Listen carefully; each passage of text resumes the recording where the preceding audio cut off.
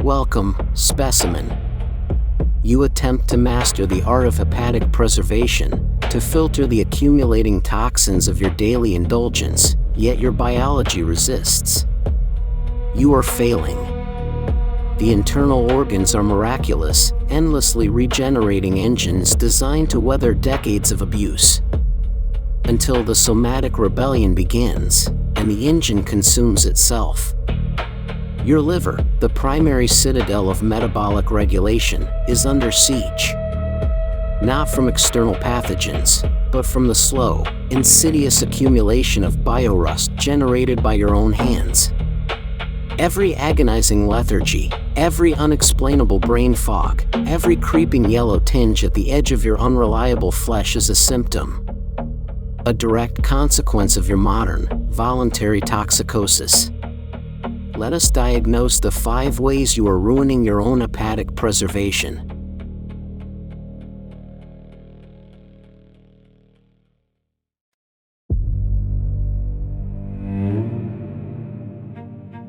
The diagnosis is the sucrose embolism. You seek an afternoon elevation. A carbonated elixir, a violently sweetened coffee, or a concentrated fruit syrup poured over crushed ice. You consume it in minutes, tilting your head back to swallow, believing you are fueling your productivity. You demand performance from an organ you are actively drowning. In reality, you are injecting a liquid crisis directly into your portal vein. Flooding the system with liquid sugars injects a metabolic concrete into the organ, paralyzing the liver's ability to regulate systemic energy. Unlike complex starches, which the entire musculature can slowly metabolize, an overwhelming bolus of fructose demands the sole, frantic attention of the liver. The hemolymph script of your circulatory system is abruptly overwritten by an unnatural, synthetic surplus. Because there is no fiber to slow the absorption, this wave hits the hepatic lobules with devastating force. The liver, overwhelmed, has no choice but to convert this aggressive influx into triglycerides through de novo lipogenesis. It packs these fats directly into its own tissue. This is a profound cellular apostasy, your biology turning against itself, transforming a pliable, vital filter into a suffocating, hardened mass of inert fat. Pause. Before the sucrose embolism deepens, a brief word from your examiner. If this anatomy of fear is serving its purpose, subscribe. Every new subscriber is another specimen willing to study what was never meant to be taught. Another mind that refuses to look away. And if this case file deserves wider distribution, a like costs you nothing. It tells the algorithm where to send the others. We continue the dissection. The liver cells swell beneath the weight of this self-inflicted lipid burden, a relentless accumulation of visceral adiposity. Insulin resistance is born here, forged in this grim visceraverse of trapped fat and failing mitochondria. When the hepatic tissue becomes permanently deaf to the signals of insulin, your entire metabolic hierarchy collapses. Your ignorance of this simple mechanic is rapidly accelerating your own obsolescence, plunging your systems into a state of chronic, low-grade inflammation. The organ that once flawlessly mediated your vitality now broadcasts systemic metabolic dysfunction to every desperate tissue in your body. The surgical correction must be immediate, aggressive, and absolute. You must sever the flow of liquid fructose. If you require sweetness, consume the whole, intact fruit. The cellular walls of the fruit provide an evolutionary matrix of fiber, slowing the absorption to a gentle trickle your anatomy can easily manage. Liquid sugar strips away this structural defense entirely. From this moment forward, ingest only pure water, bitter herbal infusions, or unadulterated black coffee. Drain the concrete from your portal vein before the architecture of your liver collapses beyond repair.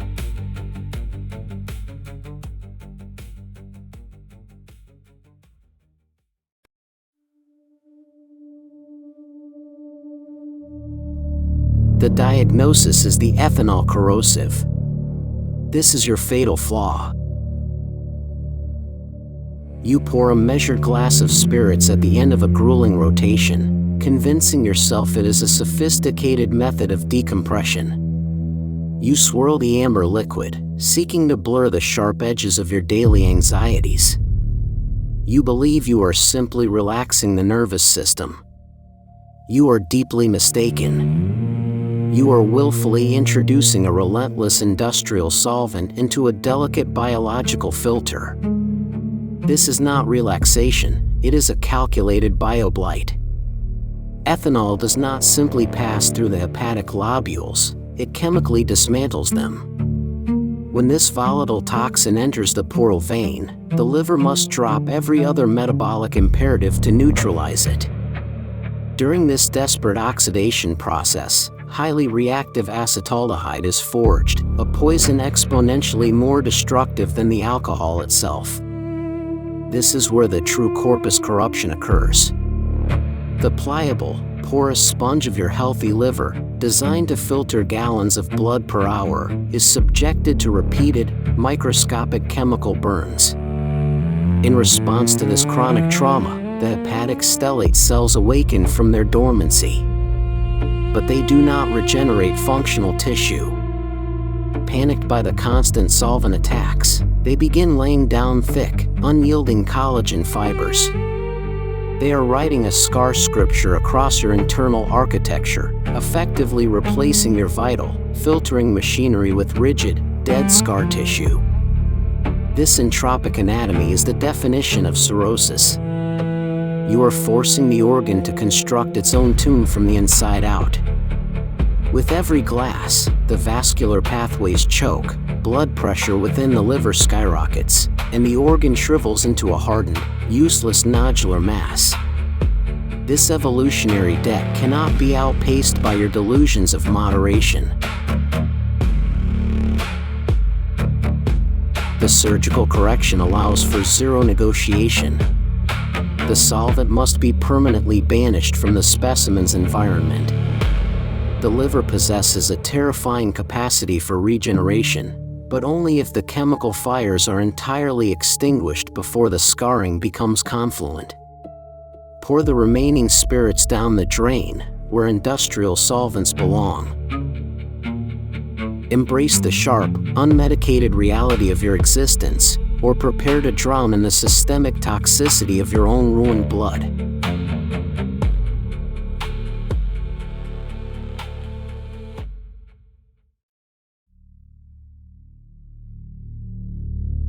The diagnosis is analgesic necrosis. You awaken with a dull, rhythmic throbbing in your cranium, or perhaps a persistent stiffness in your lower vertebrae. To silence this minor hemorrhagic footnote of your daily existence, you reach blindly for over-the-counter salvation. You swallow the chalky capsules without a second thought, trading a temporary physical discomfort for a permanent internal catastrophe. You treat your anatomy like a crude mechanism, believing that merely muting the sensory alarm is the equivalent of extinguishing the fire. You are violently incorrect. The pathology of this error is brutally efficient. Common compounds such as acetaminophen are metabolized almost entirely within the hepatic lobules. In rare, highly moderated doses, the organ easily neutralizes the toxic byproducts using a vast, defensive reserve of its master antioxidant, glutathione. But your careless, habitual consumption acts as an apoptotic author, aggressively writing a narrative of self-destruction across your internal architecture. By demanding constant chemical processing for every minor ache, you completely and irreversibly deplete your glutathione reserves. When this essential chemical armor is stripped away, the highly reactive intermediate metabolite, known clinically as NAPKI, is unleashed upon the unprotected tissue. It does not merely irritate, it binds mercilessly to the vital cellular machinery. The delicate protein palimpsest of your liver tissue is scraped clean of its functional integrity, triggering a catastrophic cascade of oxidative stress and rapid mitochondrial collapse. You are detonating microscopic, toxic bombs within your primary filtration citadel, sacrificing the organ that keeps your blood pure simply to ignore a transient, manageable pain. Your arrogant disregard for this metabolic threshold guarantees a silent, spreading necrosis. The surgical correction demands absolute pharmaceutical rationing. Pain is a vital evolutionary signal, a necessary translation of physical friction. It is not a nuisance to be endlessly, blindly suppressed. You must immediately cease the daily, casual administration of these synthetic compounds. Allow your critical glutathione reserves to replenish through absolute abstinence and the ingestion of sulfur-rich, bitter vegetation. Endure the minor aches of your deteriorating form. The alternative is sudden, explosive liver failure, a quiet, agonizing termination birthed from a plastic bottle of cheap analgesics.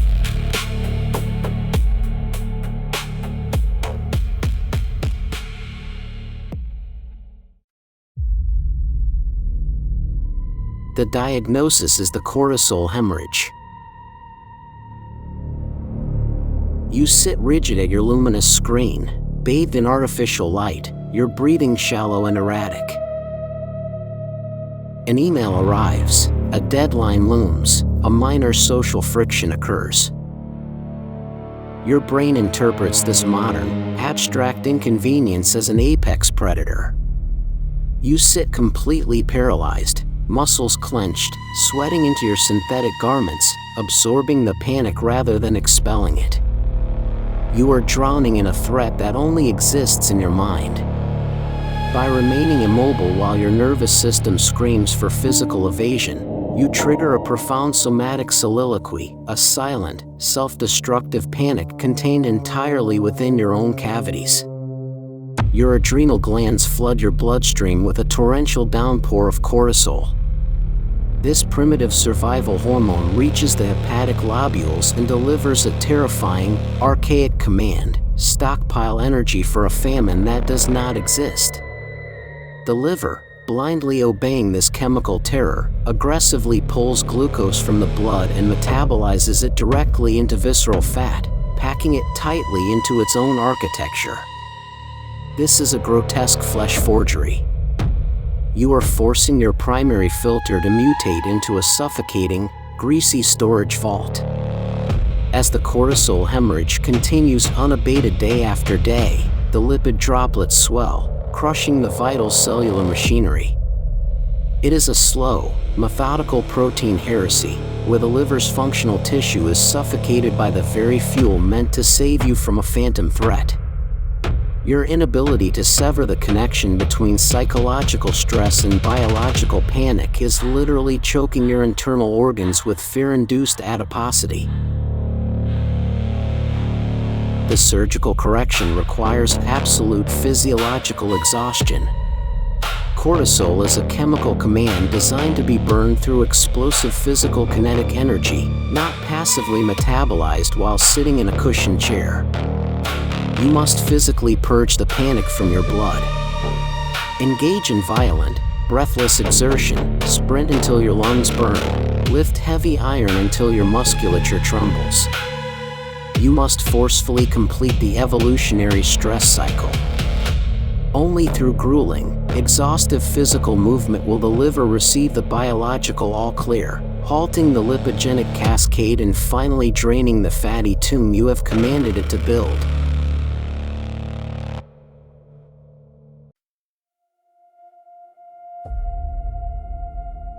The diagnosis is the sedentary stagnation.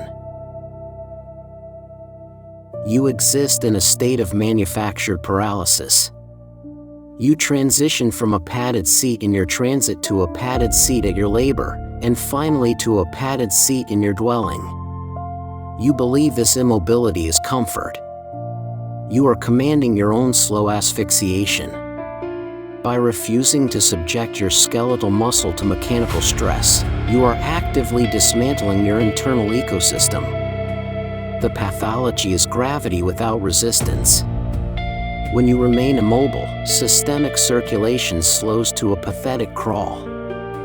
Without the forceful, muscular pump of your limbs, a stagnant swamp of visceral fat rapidly accumulates around the hepatic lobules.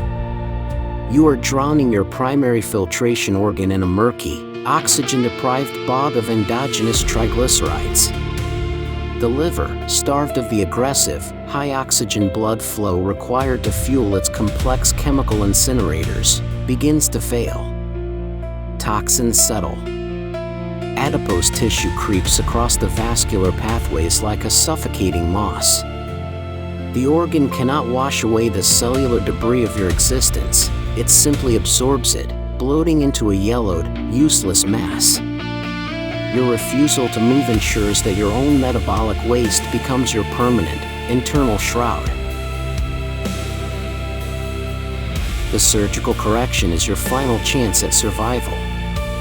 The liver is a resilient mechanism, but it cannot function in a stagnant pool. You must forcefully reawaken your circulatory system. Walk violently. Lift until the muscle fibers tear and rebuild. Gravity and physical tension are the only mechanical pumps capable of draining this toxic bog. Move your vessel, or surrender your anatomy to the stagnation. This necrotic narrator has concluded the examination. But the biodigital corrosion of the algorithmic parasite must be fed to ensure the survival of this archive. If you survive this diagnosis, leave a Merrill-linked etching of your vital signs by striking the like icon. Add your specific failures to the clinical record below in cadaver calligraphy. Finally, you must stitch your nervous system to this archive, subscribe, and fuse your DNA to the coil. This specimen file is now sealed. The coil grows only when its specimens multiply. We are not finished. We have never been finished.